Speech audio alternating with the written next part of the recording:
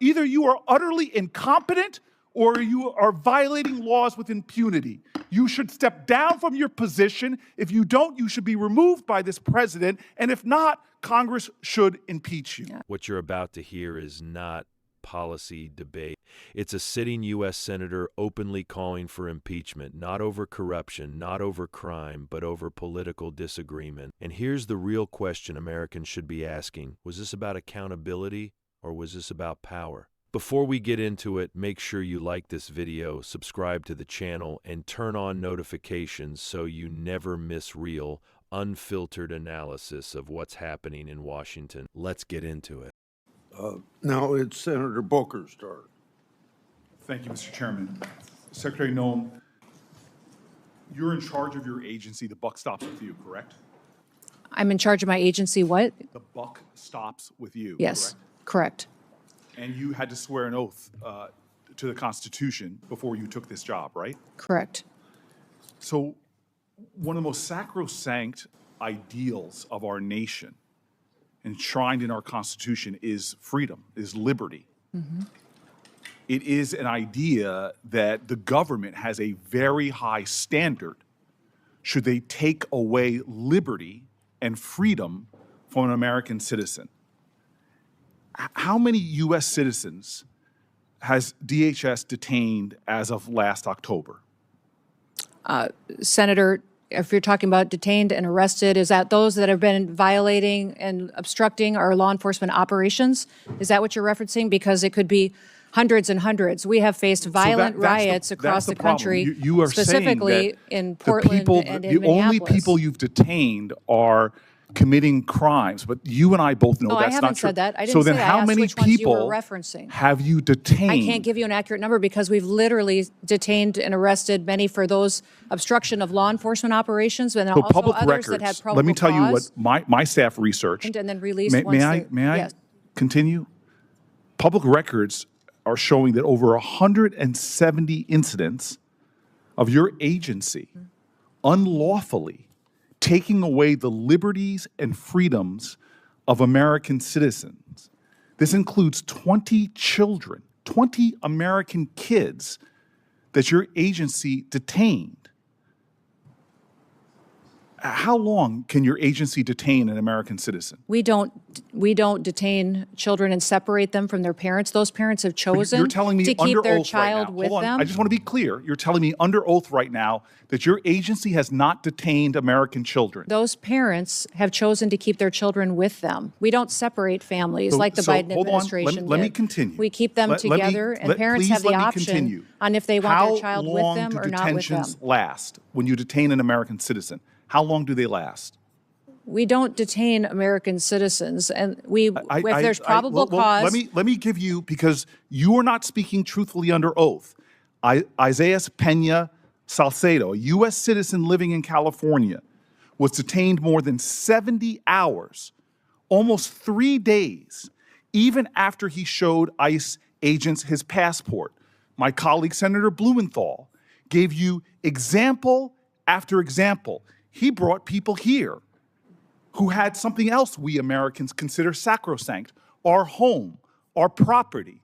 Your masked agents jumping out of unmarked cars have broken into, considerable property damage occurring, into American citizens' homes. Case after case of this, and you sit here before me and claim the buck stops with you, but you don't even know the names of these individuals. I ran New Jersey's largest municipal police department. When my officers engaged in misconduct, you can be damn well sure I knew about it and I investigated it.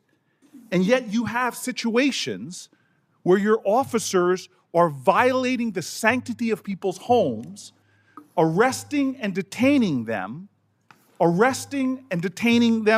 and holding their children. And you're acting as if you don't know about it and saying that under oath.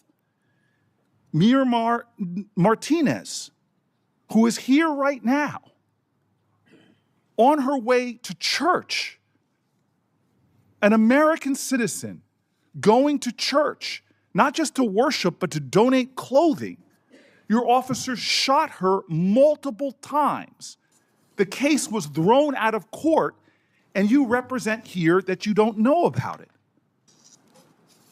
In New Jersey, are you aware of your officers' activities in places like schools? Are you aware of your officers' activities at our public schools? Sir, we don't go into schools and do targeted law enforcement operations. We do targeted law enforcement operations like other agencies So you're and law telling me that enforcement ICE do. officers entered the grounds of a high school in Minneapolis? That's a fact. Elementary school children in New Jersey are terrified of your agents. When they came upon a school bus stop, they fled. Another school, a higher education, Columbia University, your agents reportedly lied to students, told them they were searching for a missing person to gain access to private spaces, to non-public areas of campus. Secretary Noem, these are kids. They're terrified in our communities. How do you think that affects them when children in my state go running, fleeing, and often you all pursue children, throwing them to the ground, getting on their backs, putting them in handcuffs? I want to talk to you about this incredible empire of for-profit companies that are profiting at rates we've never seen, and the way you're using money. Let's drill down on the warehouses that DHS has been buying over the last several months, totaling hundreds of millions of dollars. Are you familiar with the acquisition of a warehouse DHS recently bought in Roxbury Township, New Jersey? Yes. You are familiar with that? Mm-hmm. I'm Do you familiar know that how it's... much you spent for it? No, sir, I do not. $129.3 million. Do you know how much it was assessed for in New Jersey? Sir, we're purchasing centers across the country to build efficiency into our detention system. Efficiency to so that me, we as can... a person who's run tight budgets before and had taxpayer dollars, you paid $129.3 million for a facility in my state that was assessed at less than half of that, at $62 million. To work for a president that says he's a great deal maker, I can't believe he thinks that you're a great deal maker. But what's worse than that is that the Roxbury Township Council, comprised entirely of Republicans, voted unanimously early this year to oppose that facility. My office tried to facilitate a meeting between DHS and local officials so that ICE could hear their concerns, yet DHS did not even respond. That is unacceptable, that you all would enter a town, you wouldn't even follow environmental reviews or have conversations with local officials about the resources, from emergency resources to fire resources and more, that you're going to pull down. You didn't even have a conversation. Secretary Noem, do you comply with court orders? Yes, we do comply Your with agency court complies orders. with court orders. Yes, we comply with federal court You were orders. saying under oath that you do, and yet we know in January the chief judge, Republican appointed for the Federal District of Minnesota, found that ICE had violated nearly 100 court orders since January 1st alone. In my state of New Jersey, last month, the chief of staff to Deputy Attorney General admitted in my state that in the New Jersey District Court that the government had violated 52 separate court orders, all involving cases where immigrants successfully challenged the legality of their detention. So this again is a constitution that you swore an oath to, and one of the most important ideals is that no one is above the law. You are violating the separation of powers, violating court orders, and routinely violating the civil rights of Americans. This is a reckless and out-of-control agency that you are responsible for. You seem to have no situational awareness whatsoever of some of the most egregious examples of Americans being completely attacked, violated, undermined in accordance with our laws by their own government. And this is what is phenomenal to me, is immigration was your president's #1 issue overwhelmingly popular with the American people. But now it's overwhelmingly unpopular. And it's not because you are deporting dangerous people that everybody here wants out of our country.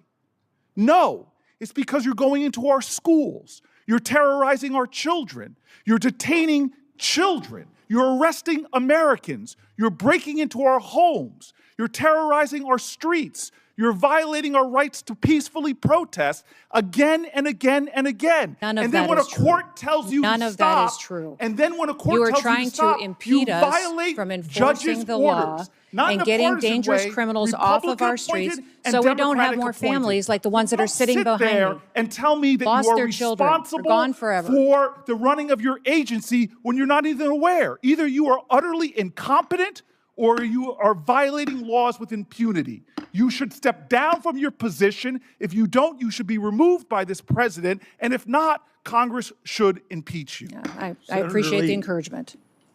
This footage comes from a Senate hearing where Secretary Noem was questioned about the Department of Homeland Security and Immigration Enforcement. What should have been a policy discussion quickly turned into a political ambush. Instead of focusing on legislative solutions or border security outcomes, Senator Booker escalated the exchange into accusations of lawlessness, incompetence, and constitutional violations, ending with a call for impeachment. That's not oversight. That's theater. Let's be very clear. Oversight is essential in a constitutional republic. No agency, no official, and no cabinet member is above the law. Conservatives believe that deeply. But oversight requires evidence, precision, and responsibility, not emotional grandstanding. What we saw here was a senator repeatedly interrupting, reframing answers, and asserting conclusions without allowing facts to be established. When Secretary Noem attempted to explain DHS policy, Booker dismissed responses and jumped straight to accusations. That's not how serious governance works. Calling for impeachment is one of the most serious actions Congress can take. It should never be treated as a soundbite or applause line. When impeachment becomes a political reflex, it loses credibility, and the Constitution loses meaning. And here's the bigger issue. The American people want border enforcement that is firm, lawful, and humane. They want dangerous criminals removed, communities protected, and sovereignty respected. They do not want chaos, selective enforcement, or political intimidation of law enforcement agencies. What Booker's approach signals is not concern for civil liberties. It's hostility toward enforcement itself. That's a dangerous precedent. The most telling moment comes when Booker says Secretary Noem is either utterly incompetent or violating the law with impunity. That's a false choice. You can disagree with policy without accusing officials of criminal behavior on national television, especially without definitive proof presented in the hearing. This is exactly why public trust in institutions is eroding. Americans see leaders talking past each other instead of solving problems. Let's zoom out. Immigration enforcement became unpopular not because Americans opposed border security, but because Washington failed to be honest, consistent, and lawful for years. Strong borders are not extreme. Enforcing the law is not tyranny. Protecting communities is not radical. What is extreme is using impeachment rhetoric as a political weapon every time the left doesn't like who's in charge. This exchange raises an important question. Are we still capable of serious governance, or are hearings now just campaign rallies and suits? If you want more breakdowns like this, grounded, constitutional, and unapologetically pro-America, hit like, subscribe, and stay with us. The next video dives into how these tactics affect real policy outcomes and why Americans are pushing back. Thanks for watching.